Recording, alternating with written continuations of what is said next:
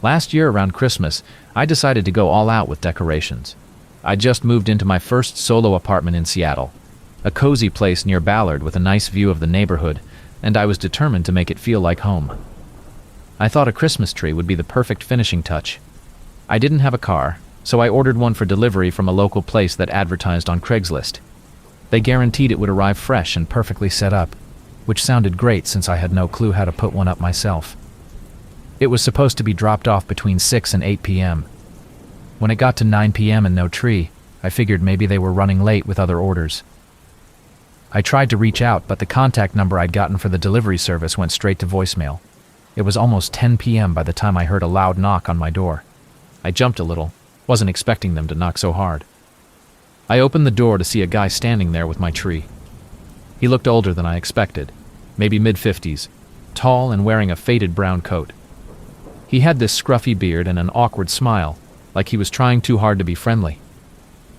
He pushed the tree through the doorway before I even got a word out.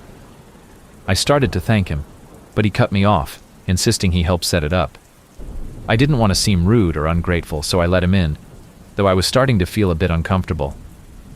He took his time adjusting the tree, explaining that it needed to be just right. He lingered, messing with the branches even after it looked fine to me, and kept glancing around my apartment. I was starting to get nervous because he wasn't leaving, even though the tree was clearly in place. Finally, he stepped back, nodded, and mumbled something about how the place looked really cozy. He kept his gaze on me for a beat too long before heading out. I made sure to lock the door as soon as he left, trying to brush off the uncomfortable feeling. I figured I was just being paranoid, and went about decorating the tree, trying to enjoy the holiday vibe.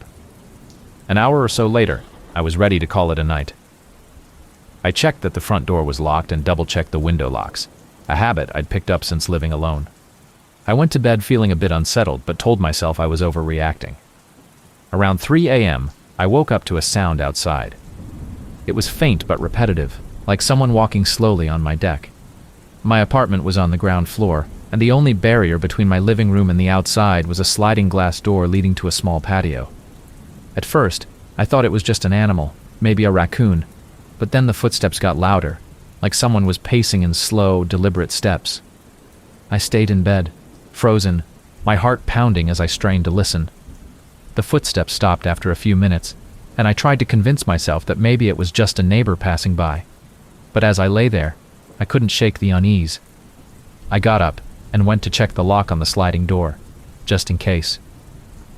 The next morning I woke up feeling more rational, chalking up the night's scare to my imagination.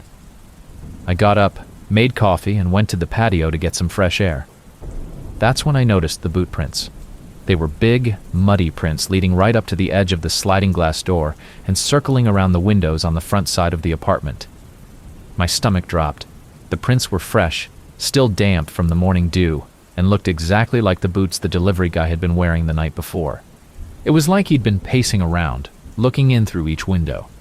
It creeped me out, but I tried to shrug it off, thinking maybe he was just doing one last look to make sure everything was okay with the tree. It was a weak excuse, but I was trying to avoid thinking the worst. I decided to go about my day as usual, though I felt on edge whenever I was near the windows. For the next few days, things seemed normal enough, though I couldn't shake the memory of those boot prints. I'd check outside occasionally, but I didn't see anything suspicious. About a week later, I was in the living room late at night scrolling through my phone when I heard a noise outside. This time, it was the unmistakable sound of a door handle rattling. My blood went cold. I crept up to the sliding glass door, staying out of sight, and peeked around the curtain. There was someone standing right outside, barely visible in the glow from a streetlight down the road. I couldn't make out his face, but I saw the same brown coat, the same boots. He stood there for a few minutes, not moving, just staring at the sliding door. I backed away slowly, grabbing my phone and going to my bedroom to call 911. As I dialed, I heard the rattling again, followed by the sound of something scraping against the door frame. The police showed up within 10 minutes, but by the time they arrived, the man was gone. They checked the area, found the same boot prints in the mud by the patio, and advised me to keep my doors locked and call them if anything else happened. I felt a mix of relief and frustration, relieved that they took it seriously, but frustrated because I felt like they wouldn't be able to do much if he came back. Over the next week, I tried to stay vigilant, keeping all my doors and windows locked at all times. I avoided going out at night and got into the habit of keeping my curtains drawn. The days passed quietly, but every time I'd walk into the living room at night, I felt this uneasiness, like he was still out there somewhere, watching. One night I was lying in bed when I heard the familiar sound of footsteps on the deck. My heart started racing as I sat up, listening. I heard a soft tapping on the sliding door, like someone was knocking with their knuckles. I stayed still, barely breathing, hoping he'd think I wasn't home or asleep and leave. But the tapping continued, slow and steady, like he was trying to wear down my nerves. After what felt like an eternity, the tapping stopped. I waited, holding my breath, listening to see if he was gone. But then I heard something far worse, the sound of a key turning in the front door lock.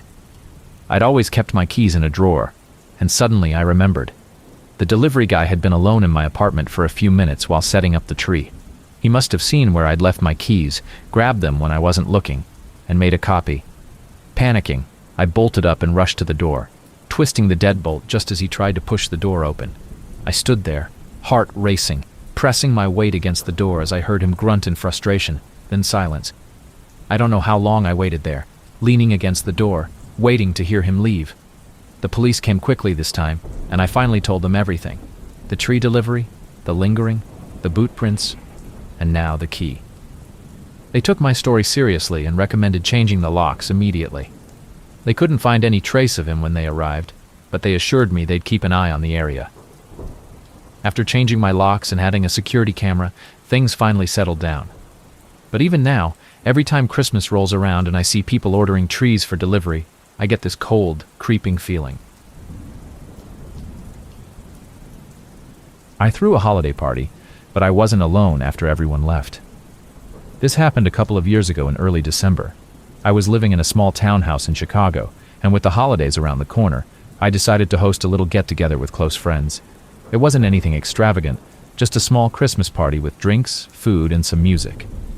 My friends and I all work odd hours, so it was rare that we all got to hang out like this, and we wanted to make the most of it. Everyone came over around 7 p.m., and we had a great night catching up, playing games, and sharing a lot of laughs. It felt like a perfect holiday evening. As the night wore on, people started heading home one by one, until finally, the last of them left a little after 2 a.m. The apartment was quiet and dark, and I felt that strange mix of exhaustion and restlessness you sometimes get after a big social event.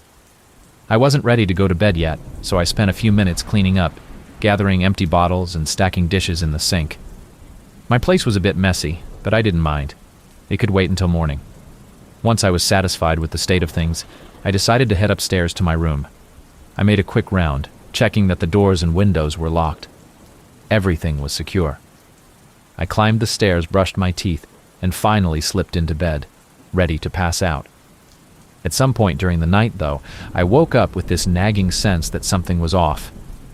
I couldn't put my finger on it, but I lay there in bed, wide awake, feeling like I wasn't truly alone in the house. My room was dark, and the only sound was the faint hum of the fridge downstairs. I chalked it up to leftover nerves from the party and tried to convince myself that I was just being paranoid after having so many people over. I turned over, trying to get comfortable again, and that's when I noticed something odd. My phone was lying on the nightstand where I'd left it, but the screen was lit up, like it had been recently used. It showed the lock screen with the time, 3:27 a.m. I knew I hadn't touched my phone since I got into bed, so why was it awake? Feeling a little uneasy, I reached over and picked it up, only to find the camera app open. The last photo taken was showing up on the screen, but it wasn't anything I remembered taking. My stomach dropped as I stared at the image. It was a picture of my living room, taken from the angle of the couch. There was a blanket crumpled up on one end, but in the background, I could see myself, lying on the couch, asleep. I felt my hands go cold, and I tried to steady my breathing. I couldn't wrap my mind around it. Someone had taken this picture while I was asleep downstairs. My mind raced, trying to think of an explanation. I wondered if one of my friends could have taken it as a prank, maybe before they left. but the timestamp showed it was taken at 3:12 a.m., well after everyone had gone home. For a few minutes, I just sat there, staring at the photo, trying to make sense of it.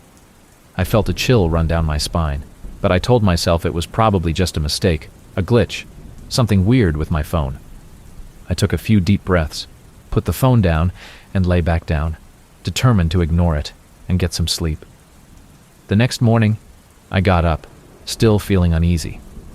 I decided to double-check the house, even though I'd already locked everything up the night before.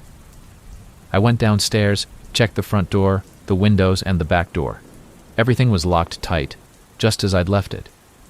It didn't make sense, and the whole thing was starting to feel like a bad dream, but I knew that photo was real. I'd seen it with my own eyes. When I walked into the living room, I noticed something that sent my heart racing all over again.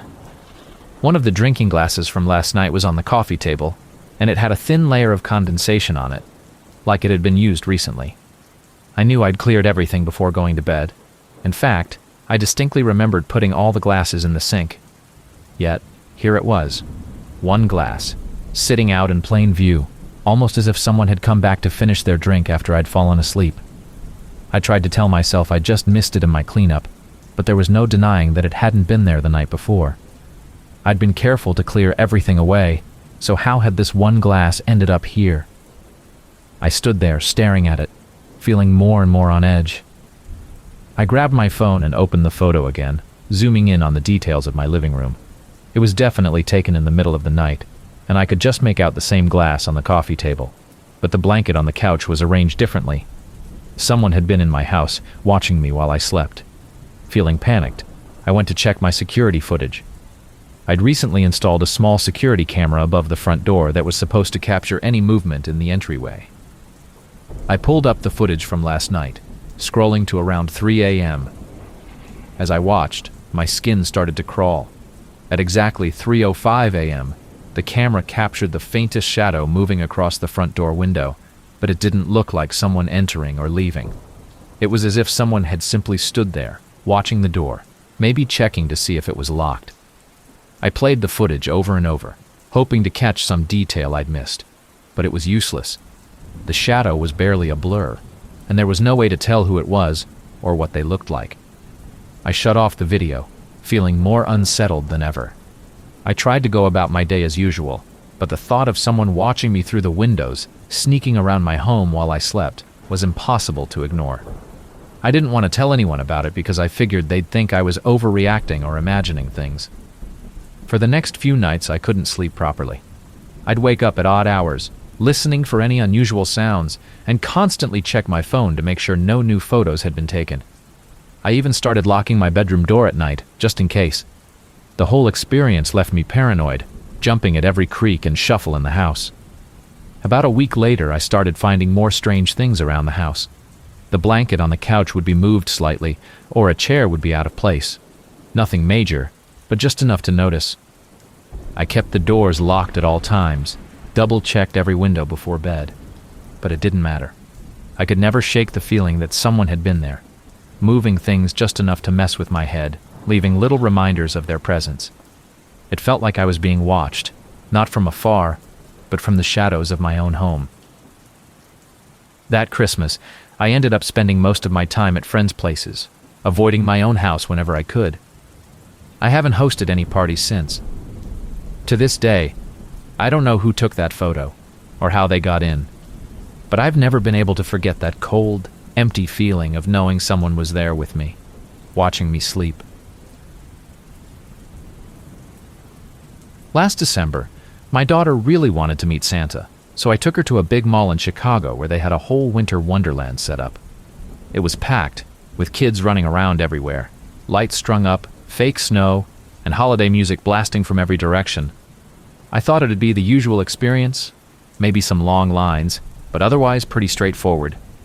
It was supposed to be just another mall Santa, something to check off our Christmas to-do list. We finally got to the front of the line, and my daughter was thrilled. Santa, though, looked a bit off. He was unusually thin and pale, his suit hanging a bit loose, and there was something about his eyes that made me uneasy. I brushed it off, telling myself it was just some guy doing a holiday gig. Still, his appearance felt strange enough that I noticed it right away. My daughter climbed onto his lap, grinning ear to ear, and he asked her what she wanted for Christmas, the usual stuff. I stood a few feet away, snapping a picture and watching the interaction. After they finished talking, Santa looked over my daughter's shoulder and made eye contact with me. It was intense, almost too focused. He then leaned down, close to my daughter's ear, and whispered something to her. I figured he was telling her to be good or something like that. Typical Santa talk. When she hopped down and ran over to me, she had a big smile on her face, so I thought it was nothing. But as we walked away, I noticed she was unusually quiet, like she was deep in thought. I asked her what Santa said, and she just shrugged, saying it was nothing important. I didn't press her on it, but the whole thing was unsettling. Later that night, when we got home and I was tucking her into bed, she finally spoke up. She told me Santa had whispered our home address to her. My stomach dropped.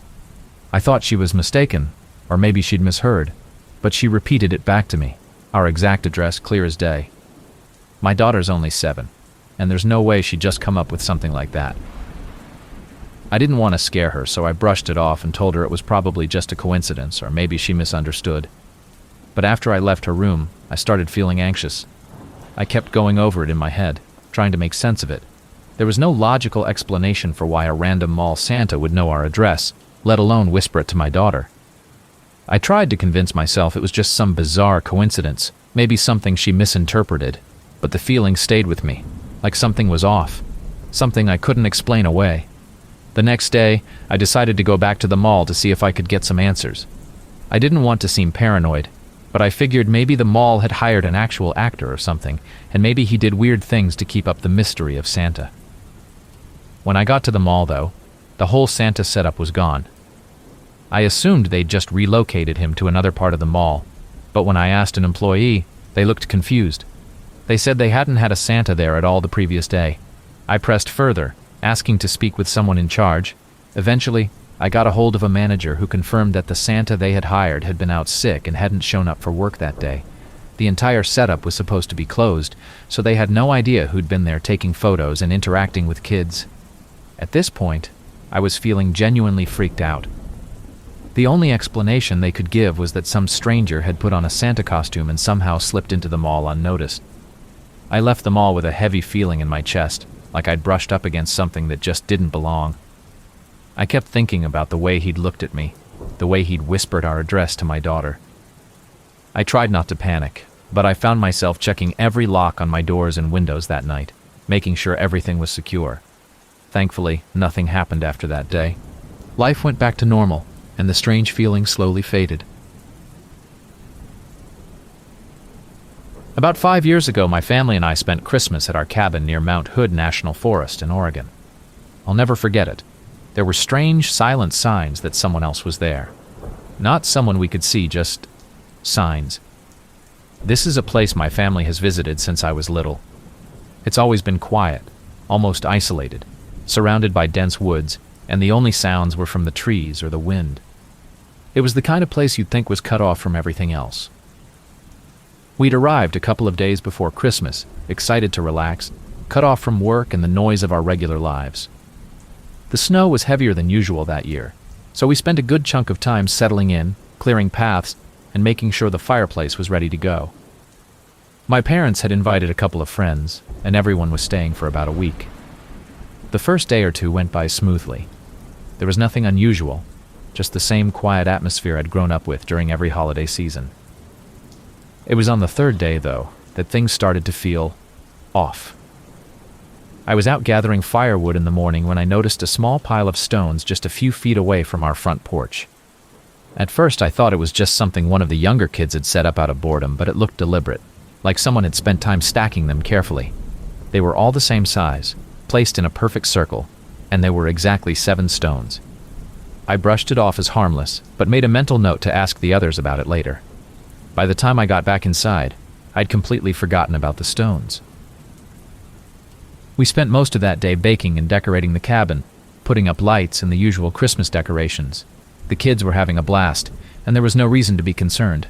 We'd all settled down in the living room for the evening when my mom's dog, Daisy, started growling at one of the back windows. Daisy was usually calm, not one to bark at just anything. Her growl was low, focused. I didn't think much of it, though, and eventually she settled down. The next morning, I went outside to grab more firewood and noticed that the stone circle had been moved. There was a second circle, too, larger, with more stones, placed a bit closer to the cabin. This time, the stones were scattered around in a sort of broken spiral pattern, almost like they were pointing in different directions. It made no sense. I thought maybe one of the kids was playing a prank, but it seemed a little intense. Why go out into the freezing cold to stack stones in the middle of the night? That night, Daisy was restless again. Her growling started as soon as we settled down. This time, I got up to check, feeling a bit uneasy. I turned off the living room lights and went to the back window to look outside. I stared out into the darkness, letting my eyes adjust to the shadows between the trees. And there, just beyond the porch, barely visible between two trees, was the shape of a person. They weren't moving, just standing there, half hidden by the trunk of the tree. My breath caught, and I slowly backed away, deciding not to say anything. I didn't want to scare everyone over something that could have been a trick of the shadows. But that night, I barely slept, listening to every little creak, every shift in the wind. The next morning, I walked outside to find even more stones arranged in the snow, all within a few feet of each other, forming a sort of broken path leading from the trees toward the cabin. I pointed it out to my dad, who shrugged it off as something natural, maybe even from the melting snow rearranging rocks. I didn't buy it, but I decided not to argue. It wasn't like we could pack up and leave over some rocks in the snow. Besides, we had family friends there, and everyone was having a good time. That day, I tried to put the stones and the figure out of my mind, focusing on enjoying Christmas Eve. But by the evening, the feeling was back. Like something was hovering just on the edge of my vision. When Daisy started growling again, this time with more urgency, I couldn't ignore it. I got up and made my way back to the window, watching the spot where I'd seen the figure the night before. At first, there was nothing, but after a few minutes, I saw it again. This time, the figure was closer, standing near the last tree in the clearing. It was just a shape, tall, unmoving, watching. I didn't wait around to see if it would move. I pulled the curtains shut and went back to the others, heart pounding. I kept the curtains closed, trying to ignore the unease creeping up my spine, telling myself that it was just my imagination. Still, Daisy wouldn't settle, her gaze fixed on the back door. We went to bed late that night, and I kept the lights on in my room. Every sound felt amplified, each creak of the cabin sounding like a footstep outside. On Christmas morning, I woke up before everyone else. I had this weird feeling that I needed to check the outside. Stepping out into the cold, I walked around the cabin, and there they were. More stones, scattered all around the front porch. They were closer than before, some of them almost touching the steps. It was as if someone had been standing right there, looking at the door. There were no footprints in the snow, just the stones. My stomach twisted as I kicked one of them aside, feeling a strange, simmering anger mixed with fear. Later, when everyone was awake, I brought it up, describing the stones and the figure I thought I'd seen. The others looked a little unnerved, but brushed it off, saying it was probably just someone camping nearby, or some prank from locals who knew there were city people staying in the cabin. I tried to let it go, but it was impossible to relax. That whole day, I felt the weight of invisible eyes, even when we were all sitting around laughing, eating, trying to have a normal Christmas. That night, everyone went to bed early, exhausted. I was the last one awake, watching the fire slowly die down. Daisy had finally calmed, curled up next to the couch. It was so quiet, the only sound the faint rustle of branches outside. Just as I was about to head to bed, I heard it. A soft, almost rhythmic tapping against the front door. I froze, the sound so faint that I thought I might have imagined it. But there it was again, 3 steady taps, followed by a pause, then 3 more. My blood went cold. I didn't dare move, didn't dare make a sound. After what felt like hours, the tapping stopped. I waited a long time before finally moving, tiptoeing to the door to look through the peephole. There was nothing, but as I opened the door just a crack, I saw them, the stones, arranged in another circle on the porch, directly in front of the door, closer than ever before. We left the next day, cutting our trip short.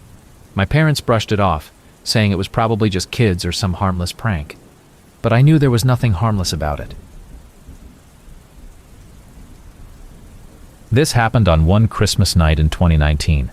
That night I'd settled into my couch with a glass of wine, watching some random holiday show. My place was small, so the kitchen, living room, and bedroom all sort of blended together. My phone was on silent, and I was pretty disconnected, not expecting any calls. It was around 10 p.m. when the landline rang. That landline phone had come with the apartment, and I'd never used it or given the number to anyone. I figured it was a telemarketer or some wrong number. But it was Christmas Eve, and something about the timing felt weird. I let it ring for a bit, thinking whoever it was would just give up. But the ringing kept going, so I finally decided to pick it up. As soon as I said hello, I heard an old man's voice on the other end. He sounded friendly enough at first, kind of soft-spoken, like he was in his 70s or 80s. He started by saying my name, my full name, first and last. The way he said it was oddly familiar, like he was an old family friend or someone who knew me well. He wished me a Merry Christmas, which would have been fine, except something about his tone felt off. It was too familiar. At first I was polite, thinking maybe it was someone who'd misdialed or just a lonely old guy. I asked him who he was, and if he was trying to reach someone. He didn't answer my questions, though. He started talking about things from my childhood, little details that no one would know. He brought up my favorite stuffed animal when I was a kid, something my mom had sewn for me that I'd named Patches. No one in my adult life knew about Patches. I hadn't thought about that thing in years, and it kind of freaked me out that this stranger knew about it. The more he talked, the more he dug into these old memories, details about family holidays, things that happened when I was young. My mind was racing, trying to figure out who this guy was and how he could possibly know these things. He even mentioned my first pet, a little terrier named Rocky, who had died when I was 7. It was like he was reading from some detailed script of my life, all these memories I hadn't talked about in years.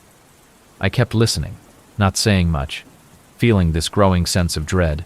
There was something strange about the way he was recounting these memories, like he was savoring each one, like he knew they'd mean something to me. After a few minutes, I cut him off and asked him again who he was and how he knew all this. He paused for a moment, and I could hear him breathing on the other end of the line. That's when he said something that still gets under my skin to this day. He told me he'd see me soon. After that, the line went dead. I sat there, holding the phone, my mind spinning. My apartment felt darker and colder, and I had this unsettling feeling that I'd just been watched. I tried to shake it off, thinking maybe it was some prank or a telemarketer who somehow managed to dig up personal details to mess with me. But it didn't add up. I wasn't the type to share things about my childhood, and even if someone had looked into my social media, they wouldn't have found the things he mentioned. The more I thought about it, the more I started to freak out.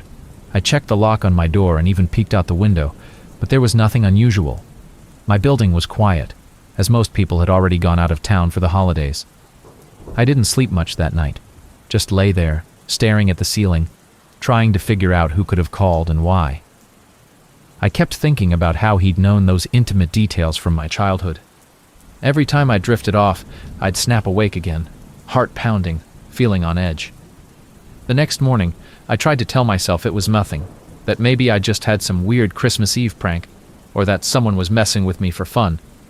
I spent most of Christmas Day trying to distract myself, but I couldn't shake this nagging feeling. I kept going over every possibility in my mind, trying to rationalize how someone could know all those things. The whole thing felt like a violation, like someone had gone through my life with a fine-toothed comb and then decided to taunt me with it. That evening, just as I was starting to calm down, I went to take out the trash. When I opened the front door to my apartment, there was a small package sitting on the floor outside my door. It was wrapped in simple brown paper, and there was no address, no return label, just my name written in neat, old-fashioned handwriting. It was the same handwriting I'd seen in some of my grandparents' old letters, the kind that's almost too perfect. I picked up the package and felt this chill run down my spine. I had no idea who could have left it, or how they'd even gotten into the building. I brought it inside, my heart pounding, and sat down at the kitchen table. For a few minutes I just stared at it, debating whether I should open it or just throw it away. Finally, curiosity got the better of me, and I carefully unwrapped it. Inside, I found an old, worn doll. It was instantly recognizable. The same doll I'd had when I was little, one that had disappeared when we moved to a new house years ago. It was in surprisingly good condition, given its age, but there was no doubt in my mind it was mine. It even had the little scar on its face, where I'd accidentally torn the fabric as a kid. Seeing it again made my stomach twist. I sat there, holding the doll, trying to wrap my head around what was happening. How had it ended up here, outside my apartment, on Christmas Day? It didn't make sense. I hadn't seen it in decades, and I couldn't think of a single person who would have kept it, let alone sent it to me. It was too much of a coincidence, coming right after that phone call. My mind was racing with possibilities, but none of them made sense.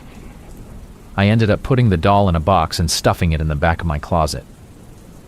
I didn't want to look at it, didn't want any reminders of that night.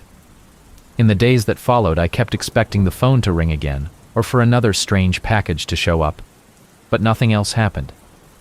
It was like whoever had done this was content just leaving me with this creepy piece of my past.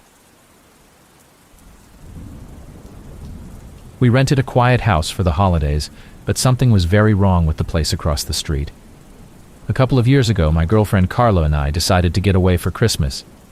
We both lived in Chicago and wanted a break from the noise and cold, somewhere a bit quieter where we could just relax without being interrupted. After looking around online, we found a small suburban house in Waukegan, Illinois. It was a peaceful neighborhood, not too far from the lake, and we figured it'd be perfect for a quiet holiday together. The house was simple, just a small, cozy 2-bedroom with a little yard, nestled in a neighborhood where all the houses were similar. 2 stories, wooden siding, some with holiday lights strung up. It wasn't anything fancy, but it was perfect for what we wanted. No crowds, no loud neighbors, just us, a fireplace, and some holiday movies.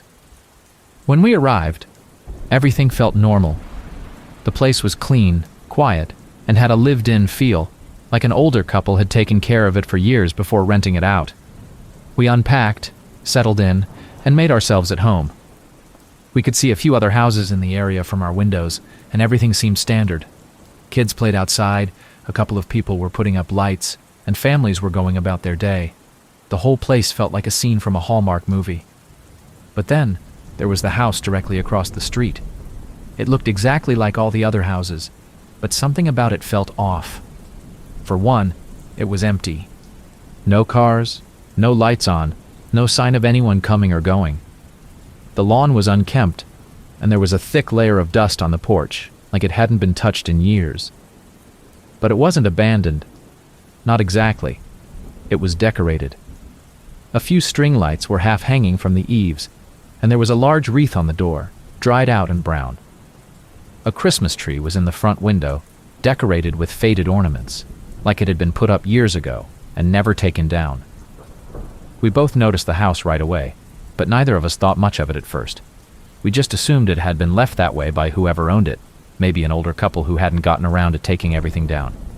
But then that night, as we were watching TV, I glanced over at the window and noticed something strange.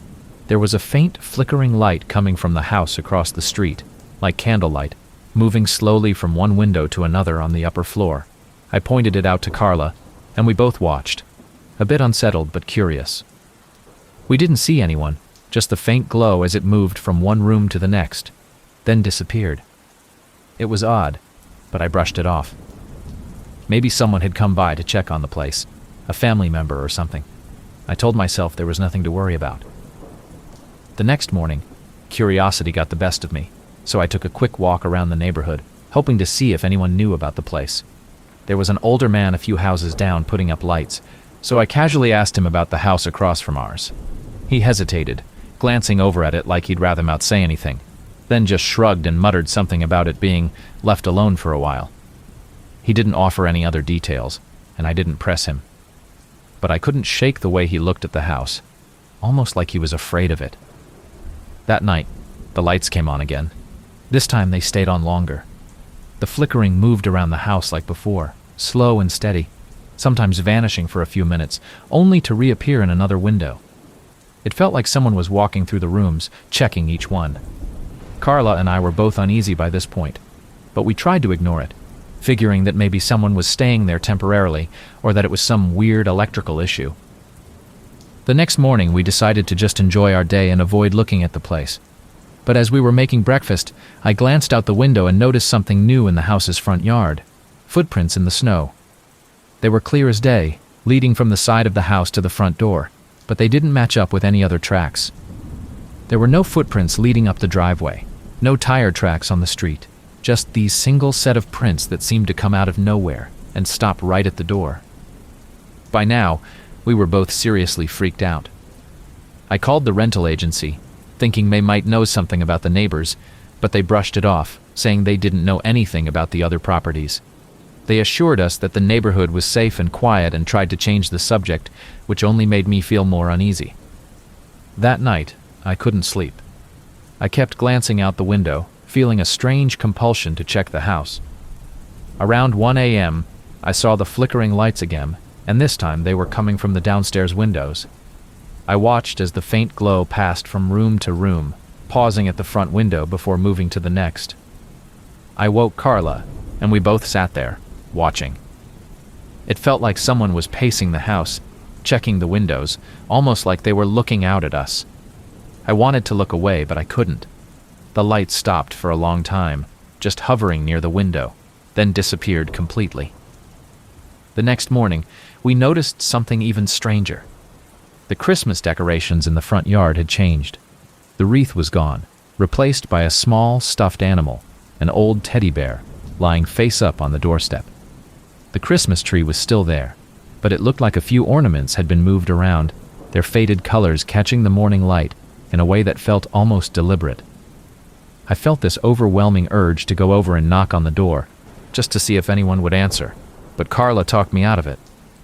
She was freaked out, and honestly, so was I.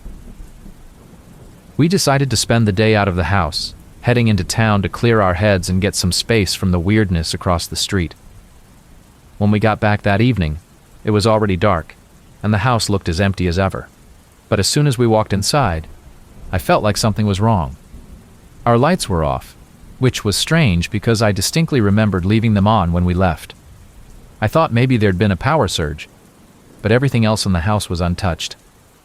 Nothing out of place, no signs of anyone having been inside, but the atmosphere felt off, heavy, like someone had been there. That night was the worst. We were sitting in the living room trying to watch a movie when the flickering lights across the street started again. But this time, they were different. They weren't moving. They just stayed there. In one window, like someone was holding a flashlight steady, pointing it directly at our house. It felt intentional, like whoever was in there wanted us to see it. We watched in silence, and after what felt like an eternity, the light went out. But then, as we were getting ready to go to bed, we heard a knock.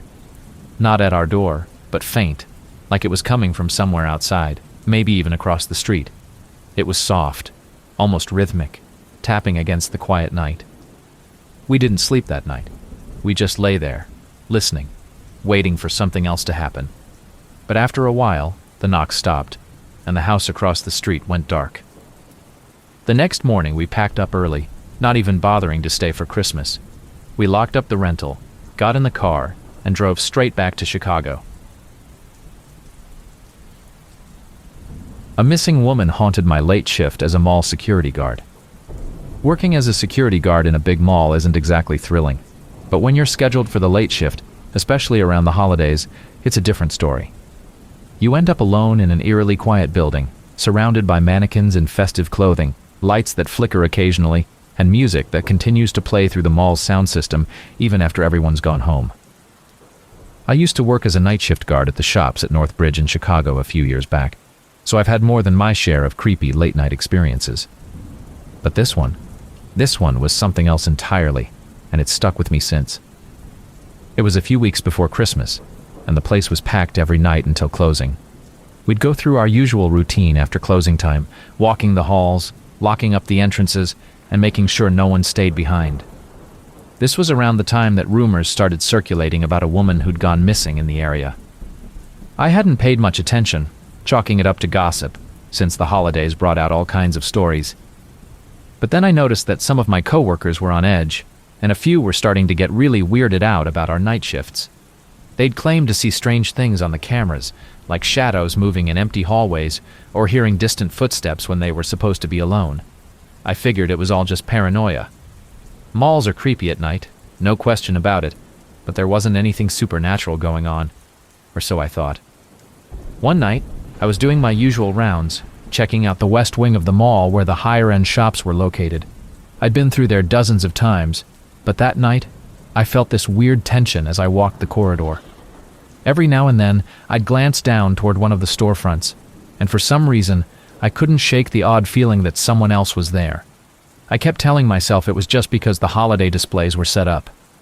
The stores looked different than usual, with dim lighting and mannequins arranged in these winter scenes that cast shadows across the floor. But something just felt wrong. When I got back to the security room, I sat down to check the feeds. That's when I first noticed her. A woman in a red coat, just walking slowly through the halls. She had her back to the camera, and from what I could tell, she was just wandering around, almost like she was lost. I couldn't figure out how she'd gotten in, since we'd locked all the entrances a while ago. I radioed my coworker to check the west wing again, thinking maybe someone had slipped by us. I watched the screen as my coworker walked through the hall where I'd seen the woman, but by the time he got there, she was gone. No trace, nothing, just an empty corridor. I felt a chill run down my spine, but I tried to brush it off. Maybe the camera had glitched, or maybe I'd just seen a reflection. But then I noticed something strange. The feed showed her again, this time on a different camera. She was still in that red coat, moving slowly, aimlessly. Her head was lowered, and I couldn't see her face. But the strangest part was that the cameras showed her passing through areas we'd already checked.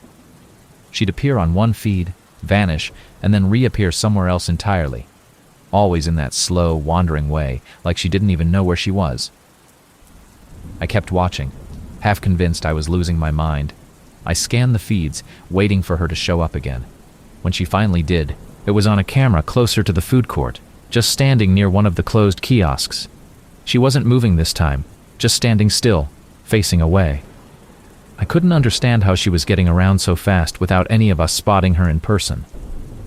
There weren't many places to hide in that part of the mall, but every time we checked, it was like she'd just vanished.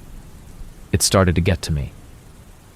I checked the time, realizing I'd been watching this woman for over an hour now, and every time I called one of my coworkers to check a spot, they'd find nothing. I even went out myself once, sweeping the corridors, but it was like she was always one step ahead, slipping from camera to camera without a trace.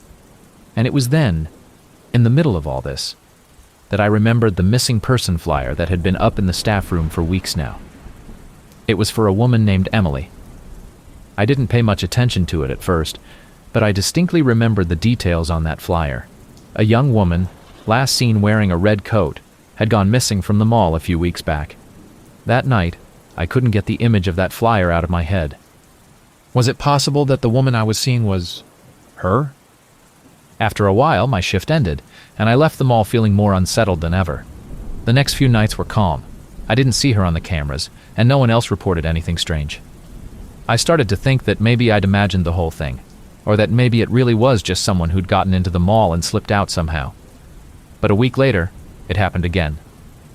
This time, the woman in the red coat showed up near one of the exits around 3 a.m. I saw her on the camera, moving through the back hallway that led to the loading docks. She was still walking that same slow, aimless way, her head down, hands in her coat pockets. I radioed one of the other guards to check it out, hoping he'd see her this time. I watched him on the monitor as he made his way down the hallway, and my heart was pounding. He reached the spot where she should have been, right by the exit, but there was no one there. I could see him looking around, clearly as baffled as I was. I kept the camera on that hallway, but there was no trace of her. Just the empty, silent mall and the faint hum of the fluorescent lights. Over the next few days, I couldn't stop thinking about her. That woman in the red coat. I asked around, casually at first, trying to see if anyone else had seen her or had strange experiences.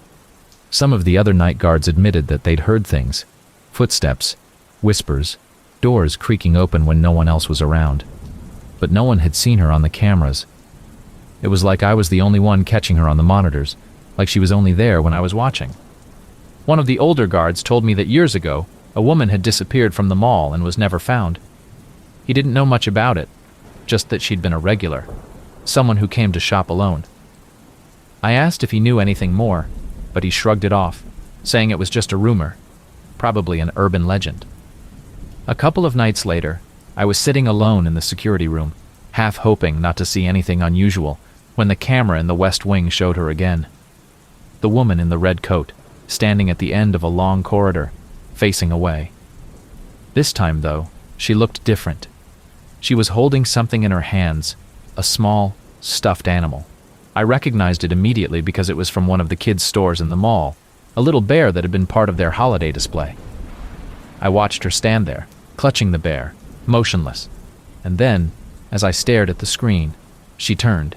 I didn't get a clear view of her face, but I saw just enough to notice her eyes. She was looking straight into the camera, her expression blank, almost emotionless. And then she was gone. The feed cut out, just static filling the screen for a few seconds. When it came back, she wasn't there. I bolted out of the room, heading for the West Wing, telling myself that I'd find her this time, that there had to be an explanation. But when I got there, it was empty, just the cold, quiet corridor and the faint sound of Christmas music playing from the speakers overhead. I checked every store, every corner, but there was no one. The bear she'd been holding was gone too. That was my last shift at the mall. I couldn't do it anymore. Couldn't keep staring at those cameras, waiting for her to show up. I never got an explanation, never found out who she was or what happened to her. I used to volunteer at a homeless shelter every winter around Christmas. It was this small, makeshift place, mostly just folding cots, donated blankets, and space heaters, squeezed into the basement of a church in the middle of a pretty rough neighborhood in Detroit. Not glamorous, but when you're trying to help people survive the freezing nights, comfort isn't the main priority. We all knew the risks and dangers that came with working late there, but it felt good to help. One Christmas, I signed up to work the overnight shift. A few of the other volunteers were there when I got in, but I was mostly going to be on my own after midnight. It was a particularly harsh December, and the city was struggling to manage the number of people who needed shelter. The place was packed, almost to the point where we couldn't fit anyone else in. People were wrapped up in blankets, sleeping on mats crammed together across the floor, and most looked exhausted and cold. It wasn't a comfortable setup, but for a few hours at least, they were warm. One man, though, stood out the moment I saw him. He was maybe in his late 60s, had these wild eyes, and looked around the room like he expected someone to jump out at him. His clothes were worn down to threads, and his hands were trembling, though I couldn't tell if it was from the cold or something else. He kept mumbling to himself under his breath, shifting his weight from one foot to the other. When I approached him, he barely made eye contact and seemed wary, but he muttered something about being followed and not being safe. He looked scared, but it was the kind of fear you don't see often, like he was running from something real, not just in his head. Eventually, he settled on one of the mats near the back wall and covered himself with a thin blanket. I tried to ignore his constant glances toward the entrance, though it was clear he wasn't sleeping. He lay there, his eyes darting around the room, and every time someone moved, he'd flinch. Most people in that shelter were just looking for a warm place to sleep, but something about him made me feel uneasy. Hours went by. The other volunteers left, and it was just me and about a dozen people scattered around the room, each lost in their own fight against the cold. I remember walking around, making sure everyone was settled, occasionally hearing muttered conversations or quiet snores. Around 3 a.m., I noticed the man wasn't on his mat anymore. I walked to the back of the room, thinking maybe he'd just shifted around or fallen off the mat. But it was empty.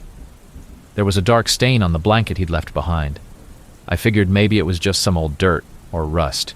This wasn't uncommon with the kind of wear these mats took.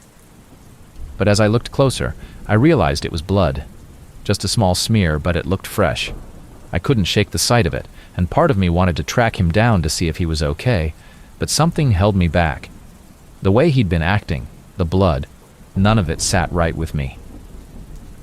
The rest of the night passed quietly, and by morning, I was exhausted. I figured I'd mention the blood stain to the other volunteers when they arrived for the morning shift, but before I could bring it up, one of them burst through the door with her phone out, saying she'd just seen something on the news. They were talking about a man, matching the description of the guy I'd seen, who'd witnessed a gang shooting a few years back. He'd gone into hiding afterward, and it seemed he'd been on the run since. They said he was one of the only people who could identify certain gang members, and there were rumors the gang had been tracking him down. I remember just standing there, trying to process the information. I kept picturing him lying on that mat, shivering, his eyes darting around, and now it all made sense. He hadn't been paranoid. He was genuinely terrified, and that blood on the mat, maybe he'd been hurt. Over the next few days, things felt tense at the shelter. It wasn't the usual exhaustion or stress from dealing with a full house, it was a lingering fear. People in the area started talking about a group of guys seen hanging around the church late at night, watching people come and go. They didn't seem like the usual homeless crowd. They looked out of place, dressed a bit too clean, and they stayed in the shadows, watching. Some volunteers even claimed they saw the same guys multiple nights in a row, never approaching, just observing. One night, just a week or so after that shift, I was walking to the shelter for my usual evening shift when I noticed smoke rising from behind the church. My heart sank as I realized it was coming from the direction of the shelter entrance. As I got closer, I saw flames licking the side of the building, and a few of the other volunteers and guests were standing outside, staring in horror. The fire department arrived quickly, but by the time they put out the flames, the shelter was destroyed. The police came to investigate, but they didn't seem to have any real leads. The fire was ruled suspicious, though, and the rumor was that it was arson. There wasn't much left after that.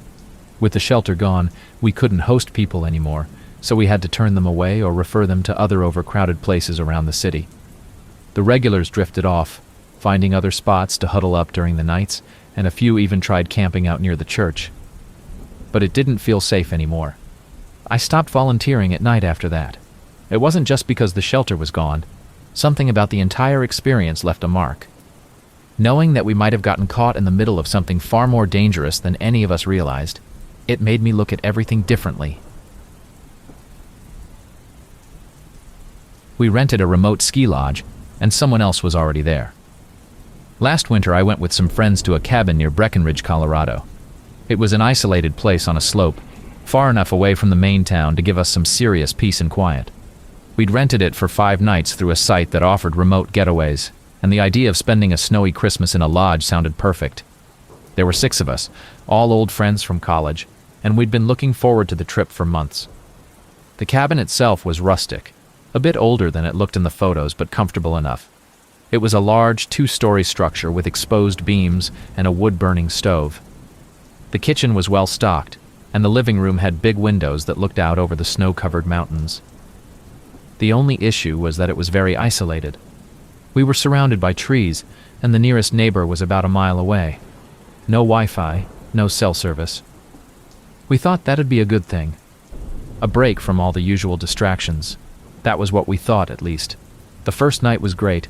We got in just before dusk, unpacked and settled in. Everyone was in high spirits, joking around, and talking about hitting the slopes the next day. It wasn't until the second night that things started to feel off. That evening, I went outside to grab firewood. I brought a flashlight, but the light was barely enough to cut through the darkness. As I stacked some wood to carry back in, I felt like the forest was closing in. Way too quiet. Then I heard a faint crunching noise, almost like footsteps in the snow. I scanned around with the flashlight, but all I saw were trees and darkness. It's eerie being out there, alone. So I shrugged it off and went back inside. When I came in, my friends were gathered around the window, looking out into the dark. They were all silent, which was unlike them. Finally, one of them told me they'd seen someone standing near the tree line while I was out, just standing, watching. I thought they were messing with me, but their faces looked dead serious. We all went out on the porch to see if anyone was still there, but the forest was just still and silent.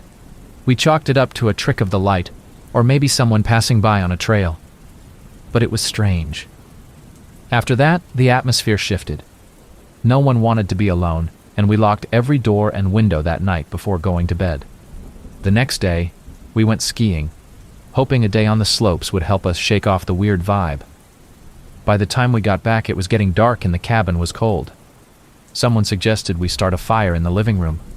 When one of my friends went to grab the matches from the kitchen, she froze.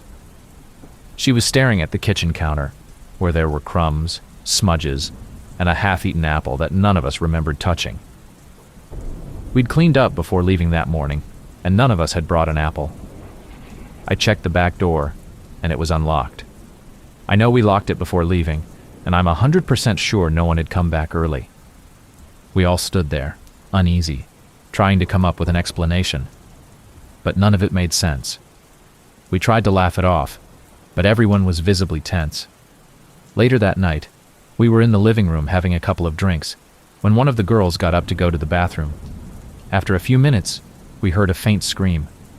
She came back, pale as a ghost, and told us she'd seen a face staring through the bathroom window, just for a second before it disappeared. It couldn't have been any of us, and we were on the second floor, so whoever it was would have had to climb onto the roof or something. We searched the whole cabin and outside, but there was no one around, just footprints in the snow, circling the lodge. They were clear and unmistakable, leading from the back of the house, around the porch, and back to the tree line. It looked like someone had been pacing around the cabin, watching us from every angle. That night, none of us slept well. The third day, we stuck together. We tried to act normal, but everyone was on edge. We didn't go skiing, figuring it'd be safer to stick around the cabin and keep an eye out. At one point, one of the guys checked the crawl space under the house. It was just a small space, barely big enough for someone to lie down, but it looked like someone had been down there recently. There were bits of trash, an old blanket, and what looked like food wrappers tucked in the corners. It reeked, and it wasn't stuff we'd brought with us. None of us wanted to talk about what that could mean, but it was obvious someone had been hiding out there, possibly for a while. After that, we didn't feel safe anymore. We debated whether to pack up and leave, but we'd paid a lot for the lodge and didn't have any place else to go. Instead, we agreed to double-check everything, lock the doors, and keep the fire burning all night. One of us stayed up each hour, listening for any noises. It was tense and quiet, the kind of silence where every creak and pop of the cabin makes you jump. On the fourth night, just after midnight, we heard footsteps outside again. This time they were closer, circling slowly. We turned off all the lights and watched from the upstairs windows. A figure appeared just outside the glow of the porch light, moving along the tree line.